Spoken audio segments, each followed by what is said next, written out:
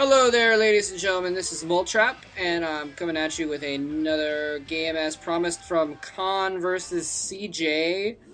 And there's the Casper referee or the observer taking off his command center, getting it out of the way.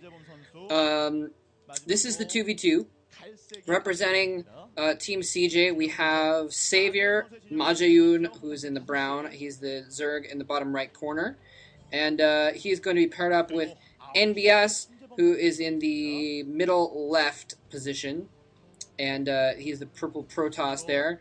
And they are facing red Zerg, which is JiHyun, versus TT, which is the yellow Protoss. TT. Sorry, TT is going to be fun to say all game. TT setting out an early probe here, although it looks like he is going to be probably just checking out. Well, let's see if he sets up anything. No, he's bringing his probe back, so he's probably just checking to see if there's anyone right next to him. This is the map Hunters. We've seen a lot of crazy games on this map. Not exactly your standard games usually, but we have seen a lot of different, well, crazy. Yeah, crazy pretty much describes it. Oftentimes you just see huge masses of zealots and zerglings just building up and then going at it in the middle, and just blood and whatever zealots are made of strewn everywhere. And I wonder what that says. Oh, maybe it's about Firebat Hero. That he seems to be smiling about it now. In any case, so it could be a lot more interesting if there's someone right next to you, especially if it was enemy. So it makes sense for TT to check on that. Savior is going to be scouting JiHyun very early. He's sending his Overlord over there. JiHyun also is going to know where Savior is, well, by virtue of the fact where his Overlord is coming from. But it looked like JiHyun was also sending his Overlord over. Look, there's a man in black guarding Firebat Hero to make sure no one takes vengeance against him from Team CJ. And it looks like early pull up for JiHyun and for Savior. Actually, Savior's is up even earlier. Both of them mining gas. Let's see what they end up doing as far as if they keep their drones on gas or not. Let's see. Yeah, TT just going for gateways.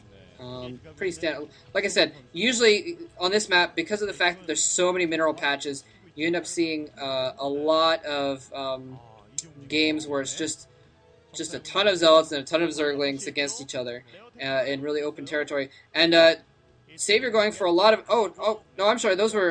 Savior's Zerglings moving out. JiHyun has his own Zerglings moving out. I think his Overlord saw Savior's Zerglings moving out, but the thing is, it looks like JiHyun has actually decided to keep his drones on gas. He's going to be going for probably a lair and a spire later on, which is actually... Even though that's the pretty, standard thing to do as a Zerg on almost all 2v2 matches, is to go straight to Mutalisks. On this map, it's not the standard because of the fact that you usually just do see just big masses of Zerglings. So Savior has opted to go for the mass Zerglings here. He's taken drones off gas, so he's just got enough gas for Speedling upgrade, and now he's just going to go for all Zerglings.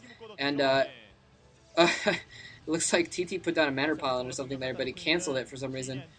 Or maybe that was NBS putting a pylon to stop TT from putting a pylon. I'm not sure.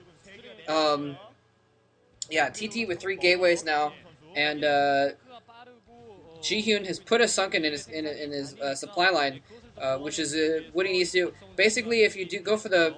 Oh, and I'm sorry. Okay, a couple things I need to say real quick. NBS has gone for the Cybernetics Core. Basically, they know that JiHyun is going for the Mutalisks in the long term, so they're going to need some kind of anti-air to deal with that. So he's gotten the Cybernetics Core. We could see him go get a Stargate, try and get some Corsairs, or he might just get some Dragoons or something like that. Yeah, Spire already going up for JiHyun. Crap, what was the other thing I was going to say about JiHyun is, oh yeah. So basically he needs to kind of just defend until he gets the once he gets Mutalisks out, he should be able to do a lot of damage with them. And JiHyun sneaking some Zerglings and they're surrounding those Dragoons, but they're chased off by Savior's Zerglings, so they're not going to do too much good. They might be able to pick off a probe or 2 here. Looks like 2 probes. And in the meantime, Savior going for a counterattack. Savior attacking TT in the top left corner here. But no, he's bringing his lings back. I'm not sure why he's bringing his lings away from there. Oh, Oh, because they're going for a combined attack on his base. Savior decided he wanted to save his own base for some reason, putting out an evolution chamber again in preparation for those mutalisks to come out. And it looks like JiHyun is going to survive long enough to get those mutalisks out, and those are going to turn the game around, make it a completely different ball game. But in the meantime, Savior has to worry about his own base. He's getting a colony down. TT has tons of zealots in his base. Tons of zealots. Savior has a lot of zerglings there. He needs to send them in there. It looks like he was waiting for NBS to get his dragoons over there as well so they could fight together. The drones not really doing much fighting. They're just kind of moving around trying to stay alive. He's going to need those drones to be alive after this battle is over. It looks like they do have enough forces in the area to defeat those zealots. The spore colony does get taken out, so that's going to be, I was going to say that's going to be a problem when the mutalisks arrive. The mutalisks arrive just then, and he's actually not going after the 2 dragoons. He's going straight for the drones, trying to completely pick apart Savior's economy. Savior has no drones right now. You saw him have to cancel something that was in one of those eggs. He must be really, really low on money right now. And now TT going to try and attack NBS, try and put him at a disadvantage as well. Looks like he's not even going for the dragoons. He's going for the probes. Just a little bit of attack, pick off some probes, killing the gas probes first. Just trying to maintain an economic advantage. And at this point, if one team has the Zerg alive and the other doesn't, then that's well, that's 2-on-1, and then all you need to do is just trying to maintain an economic advantage over the long run. And yeah, Savior is basically out of this match. Last Dragoon goes down. Last drone, sorry, goes down. And wow, so JiHyun managed to survive the amount of time it was necessary to get those mutalisks out. Now, what he could also do, it looks like NBS is going for a counterattack on JiHyun. He's got a lot of dragoons. I don't know if it's quite enough dragoons, though. Only 5 or 6 dragoons, and if he has 7 or 8 mutalisks, he could easily take out those dragoons. And there's Sunkens as well. Another mutalisk arriving. I can't tell exactly how many mutalisks he has. Actually, it looks like he only has like 5 mutalisks. They're not even focus firing either, so that's kind of... Actually, maybe they were. It looked like they weren't. Maybe it was just the one on the right that wasn't focus firing with the others.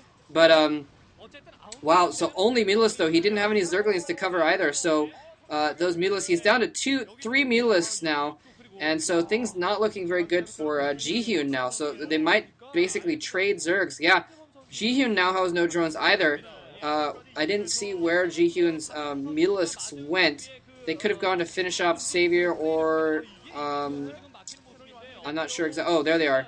So they did actually come to help out with this battle, trying to finish off, because if they could finish off NBS while JiHyun was being finished off, then, well, obviously sacrificing one player for one player is okay when, then that would mean TT was the only functional player in the game, and CG would have to GG.